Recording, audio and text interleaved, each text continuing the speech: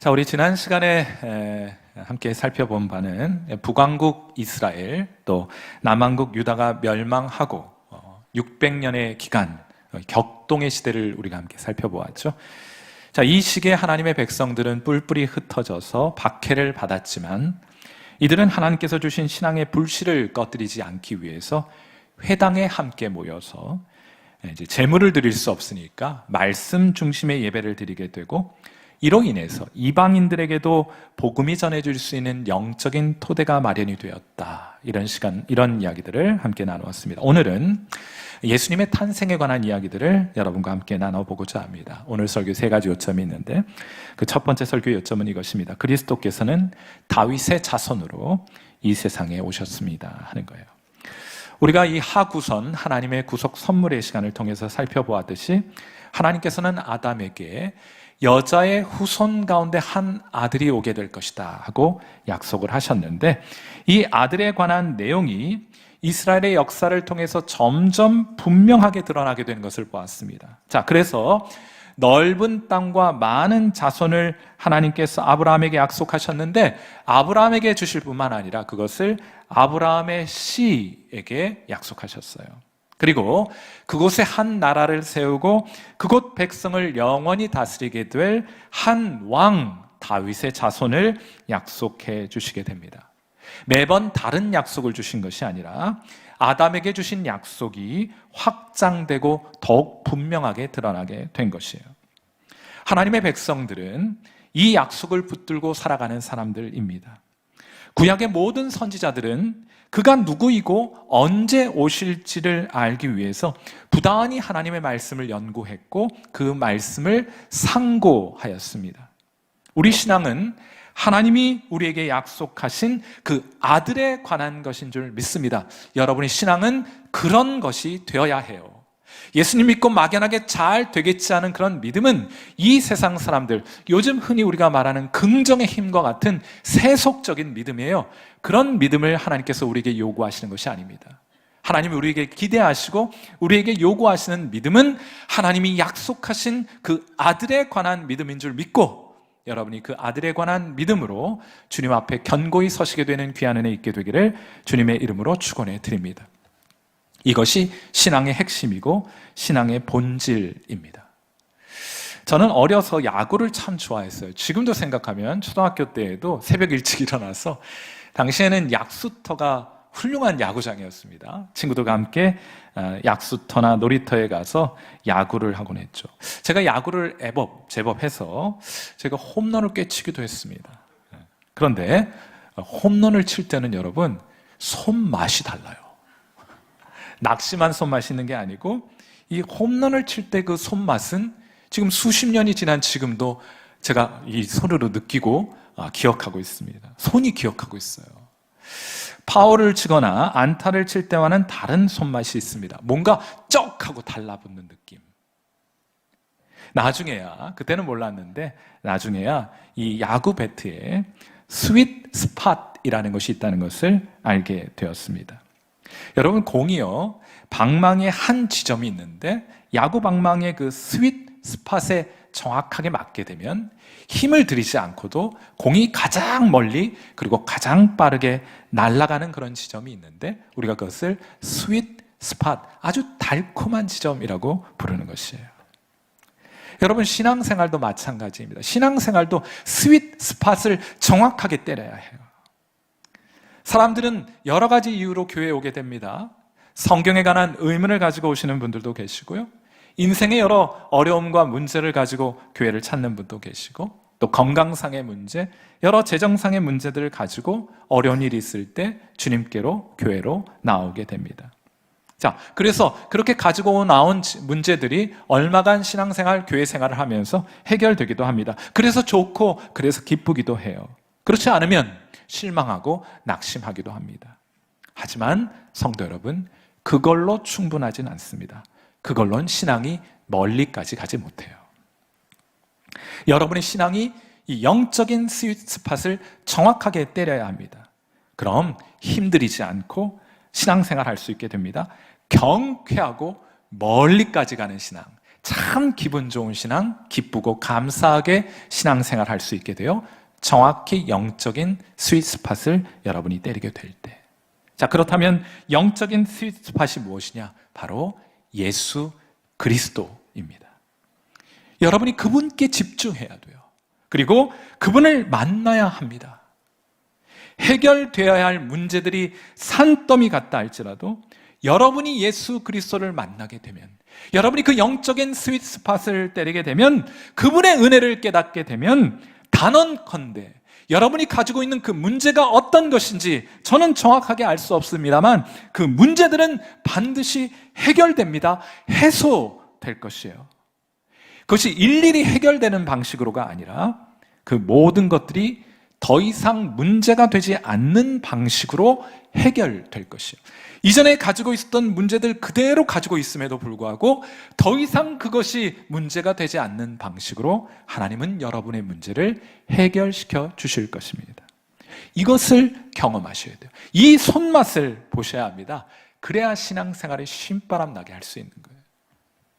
그래서인지 말라기서 이후 예루살렘 성전 제단에 불이 꺼진 지 600년 후 말라기 선지자가 마지막으로 성령의 감동을 받아 하나님의 말씀을 대언한 이후 400년 동안 침묵의 시간이 있었는데, 그래서 처음 이 침묵을 깨고 신약 성경이 처음으로 하나님 말씀 다시금 하나님 백성에게 울려 퍼지지 않습니까?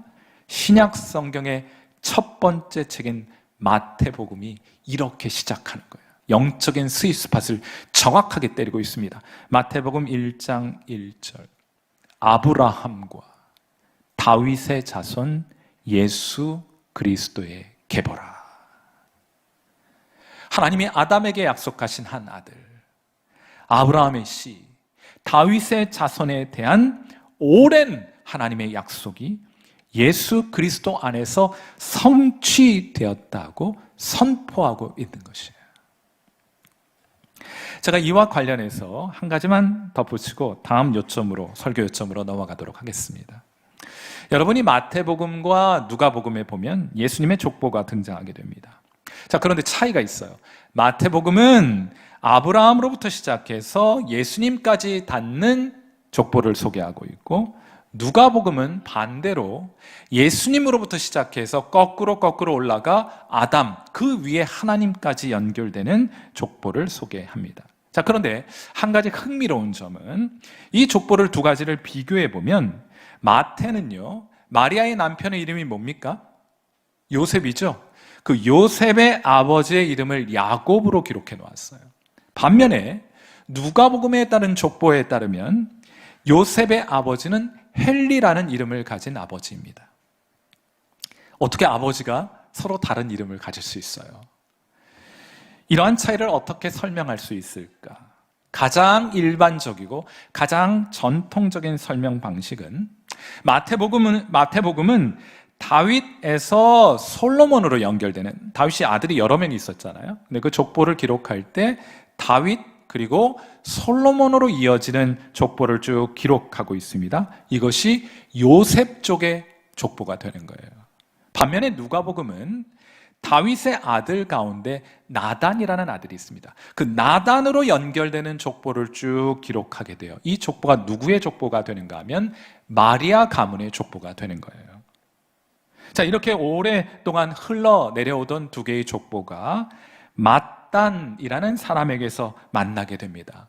마태복음에서는 뭐라고 기록되어 있어요? 맏단. 그리고 누가복음에서는 맏닷 그리고 맏단인데 오타가 좀 있네요. 네, 맏닷과 맏단에서 만나게 되는데 이것은 같은 이름이라고 볼 수 있게 되는 거예요.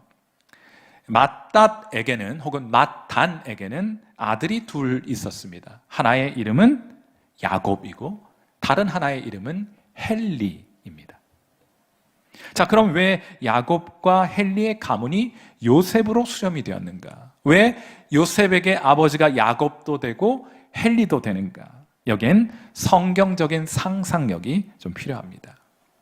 마리아가 결혼할 당시 그녀의 아버지 헬리가 그만 세상을 떠나고 말아요. 자, 그리하여 모세의 율법을 따라 마리아는 자기와 가장 가까운 친족의 아내가 되어 아버지로부터 물려 내려오는 그 기업을 이어갈 수 있고 보존해 갈 수 있도록 성경이 제안해 놓아서 이것을 우리가 전문적으로 기업을 무른다라는 표현을 쓰죠. 민수기 36장 8절 말씀입니다. 같이 한번 읽어보겠습니다. 시작. 이스라엘 자손의 지파 중 그 기업을 이은 딸들은 모두 자기 조상 지파의 종족이 되는 사람의 아내가 될 것이라. 아멘. 자, 중요한 것은 요셉과 마리아 두 사람은 같은 지파에 속한 다윗의 후손이었다는 것이에요. 자, 그러므로 생물학적인 혈통에 있어서 예수님은 마리아의 아들이 되시는 것이고, 법적인 혈통에 있어서 예수님은 요셉의 아들이 되시기도 하는 거예요. 자, 그런데 이 둘은 이제 앞쪽 이야기는 다 잊어버리셔도 돼요. 이제 마리아와 요셉은 이 둘은 모두 다윗의 후손이었으니까 예수님은 다윗의 자손으로 이 세상에 오신 것이 맞습니다. 하나님이 약속하신 한 아들이시고 아브라함의 씨이고 또한 다윗의 자손이신 예수 그리스도가 우리에게 찾아오신 거예요. 오늘 설교의 두 번째 요점은 그러면 예수님은 왜 이 세상에 오셨는가 하는 것인데, 예수님은 우리를 구속하시기 위해 이 세상에 오셨습니다. 자, 마태복음 20장 28절, 예수님 왜 이 세상에 오셨는지를 이 구절이 아주 명확하게 우리에게 제시해 주는 바 있습니다. 자, 마태복음 20장 28절 말씀 함께 읽습니다. 시작. 인자가 온 것은 섬김을 받으려 함이 아니라 도리어 섬기려 하고 자기 목숨을 많은 사람의 대속물로 주려 함이라 하고 말을 해요. 여기서 대속물이라는 것은 비용을 뜻하는 표현입니다. 우리는 예수님이 지불하신 이 비용 때문에 구원을 얻게 되는 것이에요. 다시 말해서 예수님은 구속의 비용을 지불하시기 위하여 이 세상에 오신 겁니다. 우리가 구원을 위해서 지불해야 될 비용은 하나도 있지 않아요. 예수님이 다 지불하셨습니다. 우리는 그 구원을 선물로 받아 누리기만 하면 되는 것이에요. 예수님이 마련하신 구속의 비용에는 두 가지 요소가 포함됩니다. 하나는 배상이에요. 배상이라는 것은 우리가 범한 죄로 인해 발생한 비용을 지불한다는 뜻입니다. 여러분이 뭔가 잘못을 저지르면 피해가 발생하잖아요. 그 피해에 대한 대가를 지불하는 것을 배상이라고 부르는데, 쉽게 이야기하면 죄값을 지불하기 위해서, 치르기 위해서 예수님이 이 세상에 오셨습니다. 예수님께서 십자가에 달려 돌아가실 때 이 비용이 모두 지불된 거예요. 중요한 것은 모두 지불되어서 더 이상 남지 않게 되었다는 것입니다. 여러분, 죄는 우리가 짓고 그 죄값은 누가 지불해 주셨습니까? 예수님이 지불해 주셨어요. 여러분이 이제 더 이상 지불해야 될 죄값은 남아있지 않습니다. 아랍에는 아주 유명한 새가 한 마리 있는데 기멜 엘바라는 새가 있습니다. 이 펠리칸 종류인데, 이 새는요 아프리카 산간 벽지에 사는데 이게 새끼들을 얼마나 지극정성으로 사랑하는지 아주 유명합니다. 이 새는 먼 데까지 날아가서, 이 펠리칸이면 이 부리 쪽에 주머니가 크게 있잖아요. 그 물을 잔뜩 품어가지고 머금고 와가지고 새끼들 마시게 하기도 하고, 먹이가 없을 때는 먼 바다까지 가서 물고기 잡아다가 새끼를 먹이기까지 한대요. 그런데 중요한 것은 기근이 닥쳐와서 마실 것도 없고 먹을 것도 없을 때 이 새가 어떻게 새끼들을 키워가는가 하면 어떻게 그렇게 하는지는 몰라요. 그런데 자기 가슴에서부터 피를 토해가지고 그 피를 새끼들에게 먹여 새끼들은 살리고 자기는 죽어가는 그런 새라고 하는 거예요. 물론 어린 새들, 어미의 새의 피를 마시고 자란 어린 펠리컨들도 나중에 자라서 새끼들을 그렇게 키우게 되겠죠. 여러분, 저는 이 글을 읽게 될 때 이 새가, 이 펠리컨이 예수님 닮은 새구나 하는 생각 가지게 되었습니다. 예수님께서 십자가 위에서 흘리신 그 보혈로 인하여 죄인들을 향한 하나님의 진노가 거두어졌습니다. 사랑하는 성도 여러분, 예수님 믿어 예수님과 연합한 여러분들을 향하여 하나님의 진노는, 여러분을 향해 쏟으실 하나님의 진노는 진짜 한 방울도 남지 않았어요. 이미 다 쏟아부으셨기 때문에, 예수님께서 그 죄값 모두를 다 감당하셨기 때문에 이제 여러분을 향해 부으실 하나님의 진노는 한 방울도 남아있지 않게 되었습니다. 그 보혈의 능력이 여러분을 모든 율법의 저주 아래서 건져내셨습니다. 더 이상 죄의 권세 아래 놓여 살아가지 않도록 여러분을 해방시켜 주신 거예요. 사랑하는 성도 여러분, 여러분도 그 보혈의 능력을 알고 계십니까? 그 보혈의 은혜를 경험하신 바 있습니까? 여러분도 그 보혈의 공로로 인하여 죄 사함 받고 죄 용서함 받으셨습니까? 하나님은 여러분을 기뻐하고 계십니까? 그런데 여러분, 이것이 비용의 전부가 아니에요. 왜냐하면 많은 사람들이 착각합니다. 천국은 무죄한 사람이 가는 곳이 아니에요. 그걸로 충분하지 않아요. 천국은 단지 무죄한 사람이 가는 것이 아니라 의로운 사람이 가는 곳이기 때문에 비용이 아직 더 필요해요. 그러므로 죄 용서함을 위한 비용이 있는 것이고, 더 나아가서 하나님께 나아가게 하는, 천국의 문을 열고 천국으로 들어가게 하는 비용이 따로 있는 것이, 이것이 예수님께서 여러분을 위해 마련하신, 우리를 위해 마련하신 또 다른 구속의 비용입니다. 막대한 비용을 예수님께서 지불하신 거예요. 우리가 이 비용을 공로라고 부릅니다. 여러분, 이 공로는 어떻게 마련할 수 있는가? 이 비용은 어떻게 마련하게 되는가? 하나님의 말씀에 순종하게 될 때 공로가 발생해요. 그리고 예수님께서는 이 공로의 비용을, 우리 이 공로로 순종을 통해 얻으신 이 공로의 대가를 우리에게 거저 주심으로 우리가 그 비용으로 천국에 들어갈 수 있는 길을 열어주신 거예요. 예수님께서 하나님 말씀에 순종하신 것은 세 가지 영역에서 발견됩니다.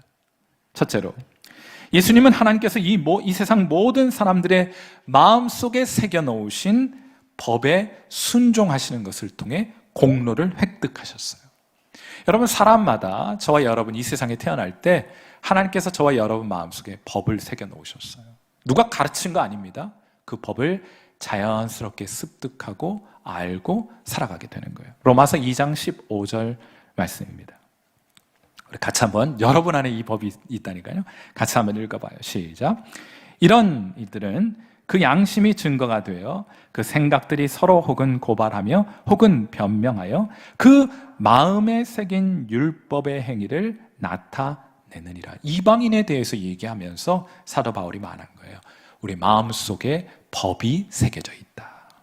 세계적인 석학 C.S. 루이스가 이런 말을 합니다. 지구 위에 사는 인간은 누구나 일정한 방식으로 행동해야 한다는 그의 표현으로 말하자면 기묘한 생각을 가지고 있다. 이게 참 기묘하다는 거예요. 동서고금을 막론하고 문명과 시대를 막론하고 이 세상에 살았던 모든 사람들의 마음속에는 어떻게 행동해야 한다, 옳고 그름에 대한 인식과 감각을 가지고 있다는 거예요. 그 생각을 떨쳐버리지 못한다는 것입니다.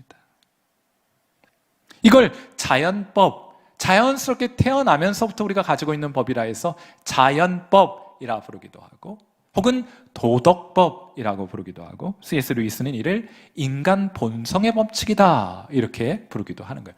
여러분, 그런 마음 있잖아요. 부모님 공경해야 하고, 또 미워하지 말아야 하고, 도둑질하거나 거짓말하는 것은 옳지 않다는 생각들을, 물론 교육도 받았습니다만 교육 받기 전부터 우리가 그것 알고 살아가잖아요.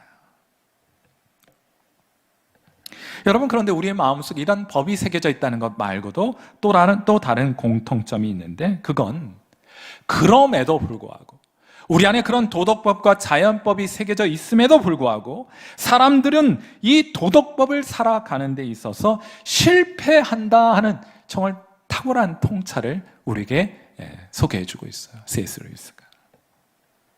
여러분, 예수 그리스도께서 사람의 몸으로 이 세상에 오셨습니다. 그 말은 뭔가 하면 예수님께도 자연법과 도덕법이 새겨진 채로 이 세상에 오셨다는 것을 뜻합니다. 우리는 그 도덕법과 자연법을 따라 살아가지 못합니다. 그런데 예수님은 똑같이 우리 사람과 똑같은 모습으로 이 세상에 오셔서 그 자연법이 새겨진 채로 오셨지만은 예수님은 달랐어요. 하나님이 새겨주신 그 자연법과 도덕법을 따라 사셨습니다.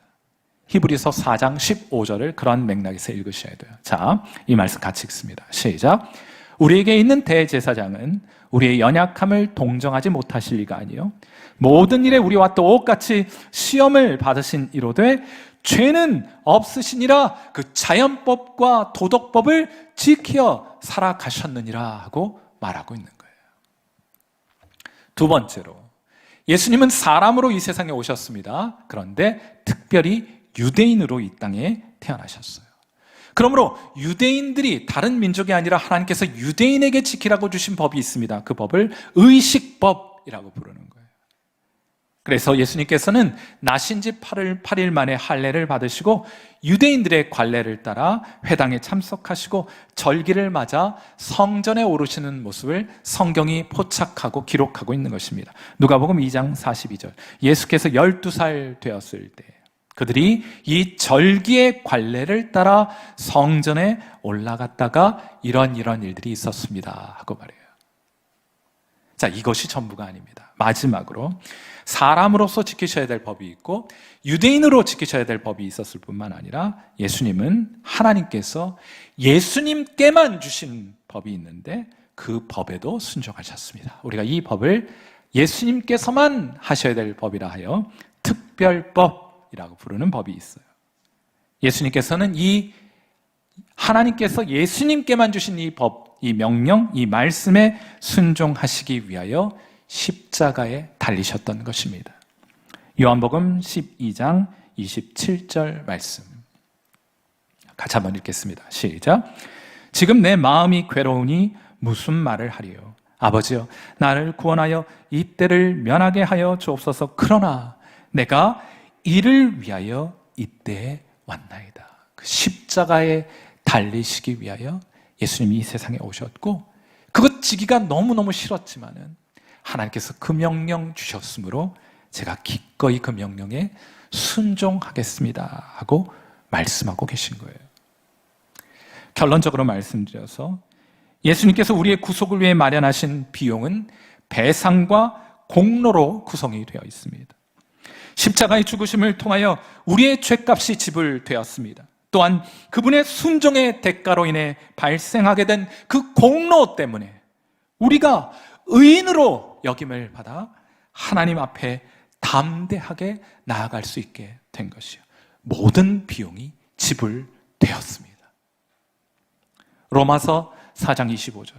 예수는 우리의 범죄한 것 때문에 내 줌이 되고 또한 우리를 의롭다 하시기 위하여 살아나셨느니라.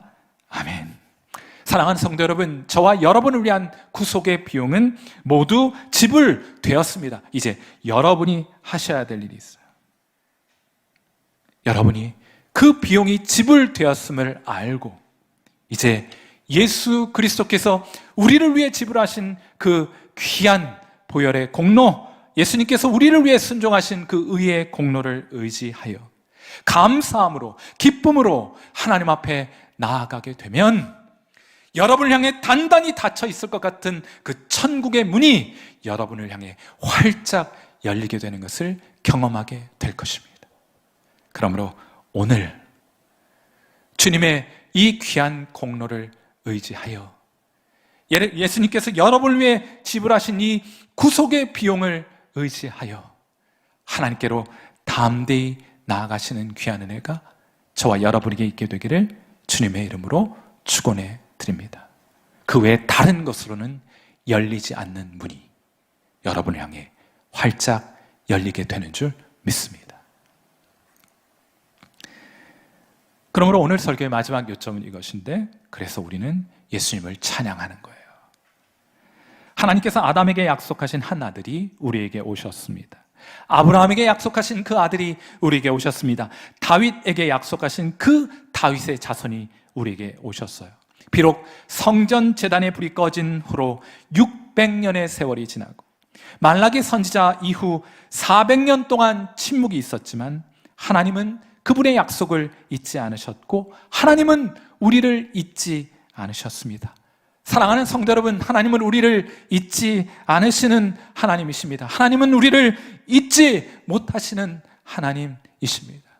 여러분의 상황을 돌아보면 하나님은 나를 잊으신 것 같은 상황 가운데 살아간다 할지라도 하나님은 여러분을 잊지 않으십니다. 하나님은 여러분을 잊을 수가 없어요. 이사야서 49장 15절 말씀, 이 말씀도 같이 읽습니다. 시작. 여인이 어찌 그 젖먹는 자식을 잊겠으며 자기 태에서 난 아들을 긍휼히 여기지 않겠느냐. 그들은 혹시 잊을지라도 나는 너를 잊지 아니할 것이라. 아멘. 하나님은 여러분을 잊지 못해요. 잊을 수 없습니다. 사랑하는 가족에게 읽어주고 싶은 이야기라는 책이 있습니다. 크리스찬들의 이야기를 모아놓은 책이에요. 이 책에 이런 내용이 소개가 되어 있습니다. 매기라는 어떤 크리스찬이 있는데 이 여인에게 출산을 앞둔 딸이 한밤중에, KT라는 이름의 딸이 한밤중에 전화를 걸어왔습니다. 진통이 찾아왔다는 거예요. 그는 병원으로 갑니다. 딸이 있는 그 병원으로 한밤중에 달려가는데 그때의 시간이 10시였고요. KT의 진통은 새벽 3시까지 계속이 됩니다. 자, 그런데 3시부터 좀 이상한 일이 발생하게 돼요. 이 KT의 진통에 뭔가 문제가 발생한 겁니다. 진통의 강도가 점점 강해지는 것이 아니라 진통의 강도가 점점 약해져 가기 시작했고 진통이 찾아올 때마다 그 지속 시간이 점점 길어지게 되는 이상한 현상이 일어나게 됩니다. 또 다른 변화도 있었어요. 진통이 한번 왔다 갈 때마다 아기의 심장 박동을 표시해주는 기계음이 점점 느려지고 있었습니다. 처음에는 150, 145, 195, 40, 30 그러다가 갑자기 신호가 완전히 멈춰버리게 됩니다. 간호사들이 달려옵니다. 그중 한 사람이 외치죠. 빨리 의사를 부르세요. 아기가 죽어가고 있습니다. 그때 KT가 곁에 있던 엄마에게 부탁합니다. 엄마, 저를 위해, 아기를 위해 기도해 주세요. 엄마의 신앙을 평소 늘 못마땅하게 생각했던 KT였습니다. 교회도 잘 나가지 않던 KT였어요. 그 순간, 그 위기의 순간, 그 절체절명의 순간 딸은 엄마에게 기도를 요청했던 것이에요. 엄마, 기도해 주세요. 그때 매기의 마음속에 하나님께서 말씀 하나를 떠올려 주십니다. 빌립보서 4장 6절 7절 말씀이에요. 아무것도 염려하지 말고 오직 모든 일에 기도와 간구로 너희 구할 것을 감사함으로 하나님께 아뢰라. 그러므로 이 위급한 상황 가운데 매기는 하나님 말씀에 순종하여 감사하기로 합니다. 하나님, 우리 모두가 그토록 기다렸던 아기를 주셔서 감사합니다. 이 병원과 의료진들로 인해 감사합니다 하고 감사로 기도를 시작해요. 그리고 이어 그가 구할 것을 하나님께 간구합니다. 하나님, 이 아기를 살려주세요. 하지만 하나님의 뜻대로 되기를 원합니다. 우리가 이 힘든 상황을 잘 이겨갈 수 있도록 우리를 도와주옵소서. 그리고 이어 빌립보서 4장 7절의 말씀을 따라 이야기에 선포하게 됩니다. 그리하면 모든 지각에 뛰어난 하나님의 평강이 그리스도 예수 안에서 너희 마음과 생각을 지키시리라. 그러자 긴장과 공포가 딸 아이와 아기의 몸에서 떠나는 것처럼 그렇게 느껴지더래요. 그때 KT가 이렇게 고백을 합니다. 하나님, 감사합니다. 바로 그 순간 기계의 경보음이 멈춰 서게 됩니다. 그리고 완전한 정적이 흐르게 되었고 그 자리에 함께한 모든 사람에게 들리는 소리가 이어 들리게 됩니다. 삐, 삐, 삐. 아기의 심장이 다시 뛰기 시작했던 것이에요. 사랑하는 성도 여러분, 말라기 선지자가 예언을 한 이후 400년 동안 이스라엘에는 성령의 역사가 나타나지 않았습니다. 하나님의 말씀이 더 이상 들리지 않았어요. 그런데 그 오랜 침묵을 깨고 구속의 심장이 다시 뛰기 시작합니다. 하나님의 천사가 사가랴에게 나타나 그에게 침례 요한의 잉태를 예고하게 됩니다. 마리아에게 나타나 예수님의 탄생에 대해 말하게 되고, 들에서는 목자들이 주의 천사들을 보았고 동방 박사들은 별의 인도함을 따라 예루살렘을 향한 길을 떠나게 됩니다. 성전에서는 시몬과 안나가 성령의 감동하심을 받아 주야로 금식하며 하나님 앞에 기도하다가 예수님을 만나게 되는 은혜를 경험하게 돼요. 그리하여 이들 모두는 하나님이 약속하신 바로 그 아들을 만나게 되었고, 그로 인하여 영광스러운 찬양을 주님께 올려드리게 되었습니다. 누가복음 2장 28절부터 32절까지의 말씀입니다. 우리 함께 읽도록 하죠. 시작. 시몬이 아기를 안고 하나님을 찬송하여 이르되, 주제여 이제는 말씀하신 대로 종을 평안히 놓아 주시는도다. 내 눈이 주의 구원을 보았사오니 이는 만민 앞에 예비하신 것이요 이방을 비추는 빛이요 주의 백성 이스라엘의 영광이니이다. 아멘.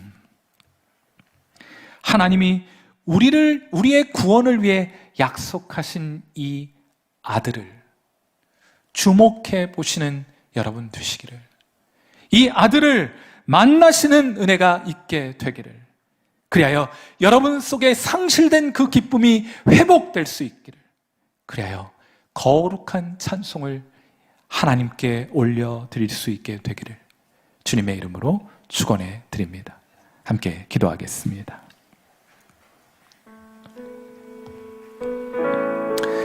반주 들으시면서 함께 기도합니다. 우리 신앙의 스윗 스팟이 되시는 하나님이 약속하신 아들 예수 그리스도를 우리 다시 주목해 바라보게 하옵소서.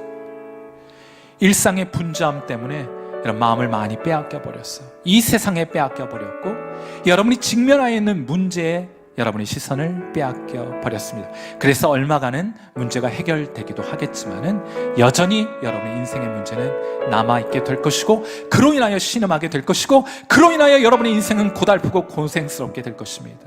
이제 여러분의 그 시선을 주님을 향해, 하나님이 약속하신 그 아들을 향해 집중해 보시게 되기를 바라고, 여러분의 마음 문에 다가오셔서 여러분의 마음의 문을 두드리시는 그 예수님께 여러분의 마음의 문을 열어드리게 될 때, 여러분의 구원이 되시는 주님이 여러분과 함께 하심으로 여러분이 가지고 있던 그 모든 인생의 문제가 봄날 눈 녹듯 해소되는, 해결되는, 녹아내리는 역사가 여러분에게 있게 될 것입니다. 하나님, 주로 인하여 이 모든 인생의 문제 해결받게 하옵소서. 우리를 위해 주께서 지불하신 그 구속의 비용이 얼마나 막대한 것인지 깨닫는 은혜 있게 하옵소서. 기뻐하게 하옵소서. 그리하여 주의 은혜를 목소리 높여 찬양하는 성도 되게 하옵소서. 우리 이런 간절한 기도의 제목을 담아 이 시간 예수님께 기도하는 시간 갖도록 해요. 함께 기도하겠습니다.